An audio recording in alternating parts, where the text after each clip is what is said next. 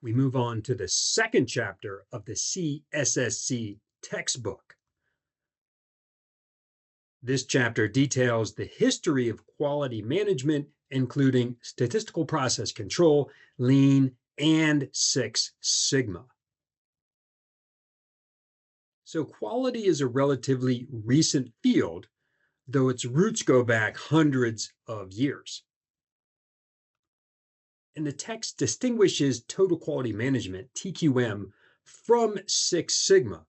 Specifically, TQM is a quality program meant to achieve specific goals, while Six Sigma is a continuous process improvement method. So, subtle differences there for you to be aware of for the certification exams. The text further distinguishes the importance of how Six Sigma instills a culture of continuous improvement. That is, in the organization, we're always looking to improve processes.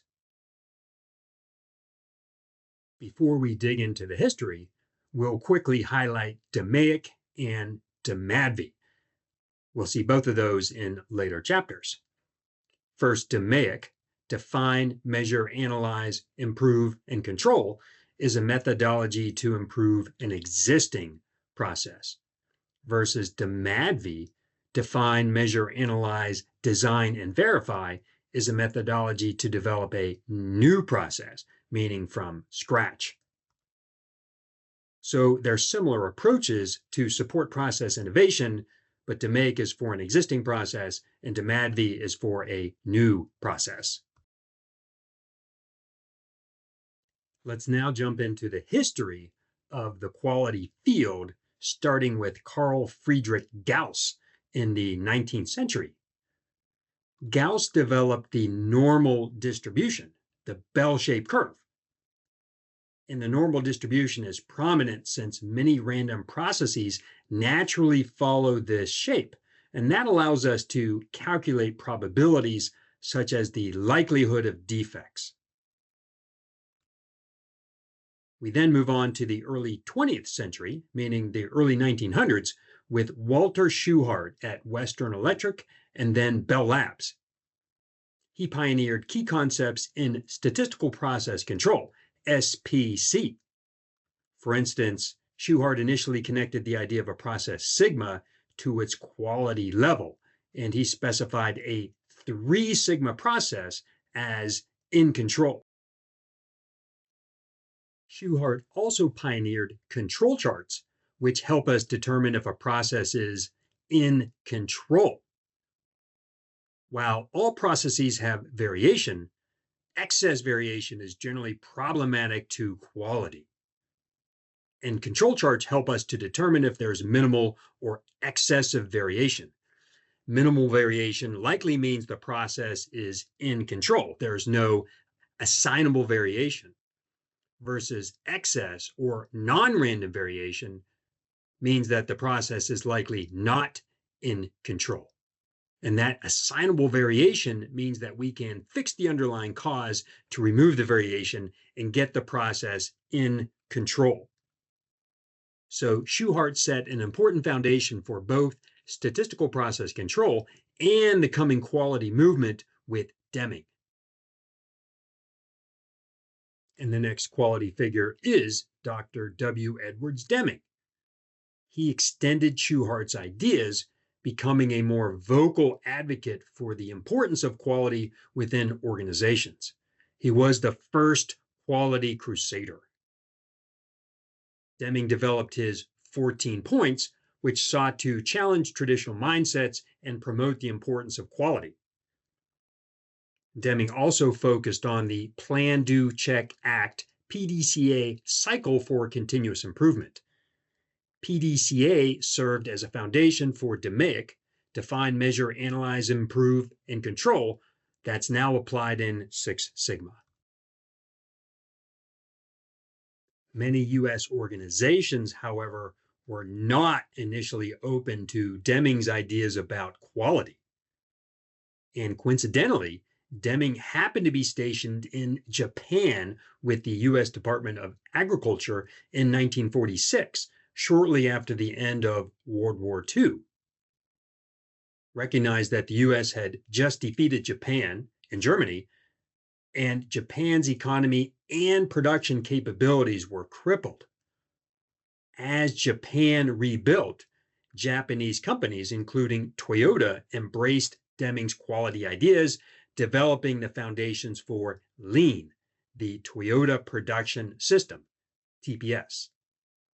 Specifically, engineers at Toyota, including Taiichi Ohno and Eiji Toyoda, applied concepts from both Deming and Henry Ford to focus on identifying and eliminating waste, which is the focus of Lean.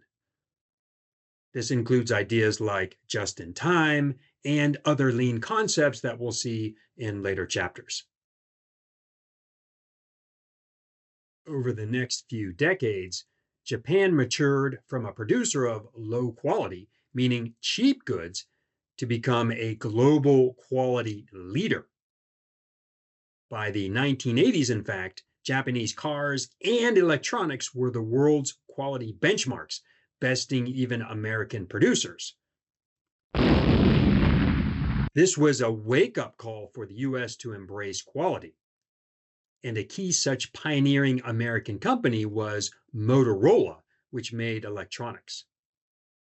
The story goes that a Japanese company took over production of Motorola televisions and cut defects by 95%.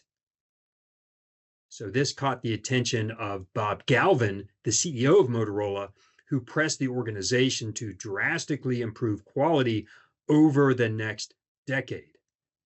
Galvin enlisted Bill Smith and Michael Harry to develop the program, which eventually became Six Sigma, with a focus on reducing variation and subsequently defects. They realized that they needed to measure quality at an extremely detailed level, specifically against 1 million opportunities, that is DPMO, defects per million opportunities. They also developed the DMAIC methodology for improving processes. We've seen that earlier: define, measure, analyze, improve, and control. And we'll see DMAIC in more detail in a later chapter. Developing and applying Six Sigma, Motorola saved $16 billion over 12 years. $16 billion. Michael Harry eventually moved on to other companies, including ABB. There he extended Six Sigma by incorporating financial tactics to raise the prominence of quality and process improvement, particularly to executives. Harry later moved to Allied Signal, which is now Honeywell, where he highlighted the practice of training executives in Six Sigma ideas and methods.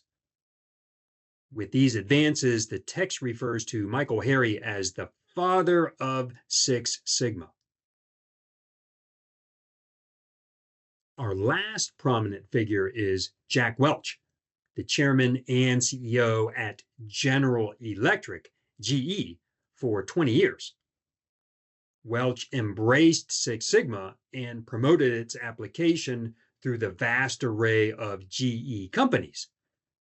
As such, he's credited with popularizing Six Sigma. Additionally, the text credits Welch with tying quality to employee rewards. Recapping, Shewhart and then Deming, both Americans, developed the foundations for the quality movement. However, it was the Japanese who initially embraced the ideas with Lean, the Toyota Production System, and then became global quality leaders. American companies were blinded by their success with World War II, but the rise of Japanese quality served as a wake-up call for these American companies in the 1980s. One prominent one was Motorola, which developed Six Sigma, and then GE popularized it. So despite early work by Shewhart and then Deming, the dedicated quality movement in the United States is still relatively new, dating back only about 50 years. The text continues with misconceptions and myths about Six Sigma that can deter its implementation and success. One myth, for instance, is that Six Sigma is solely concerned with metrics and ignores common sense. In reality, the point of Six Sigma is to support or refute ideas and perceptions with data and evidence. A second myth is that Six Sigma is too expensive. Six Sigma does require a significant upfront investment, particularly in labor. Six Sigma black belts are expensive resources, and employees supporting Six Sigma projects require training. And they're not doing their regular day to day jobs while helping with Six Sigma projects. However, the benefits of Six Sigma, such as reduced costs, fewer defects, higher customer value and satisfaction, should more than pay back the upfront costs. Again, quality can be considered free when the benefits offer a positive return on the investment in Six Sigma. Another myth is that Six Sigma can fix anything.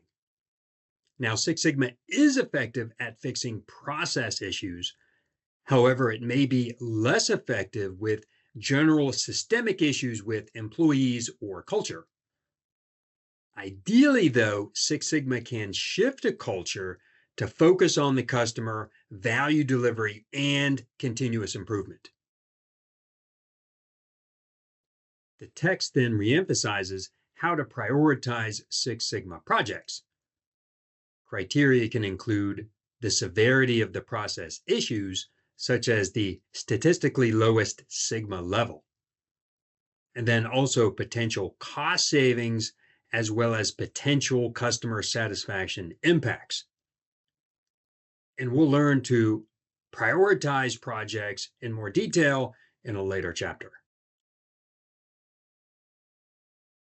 Let's next dig into the different levels of Six Sigma certification, starting from the lowest to the highest.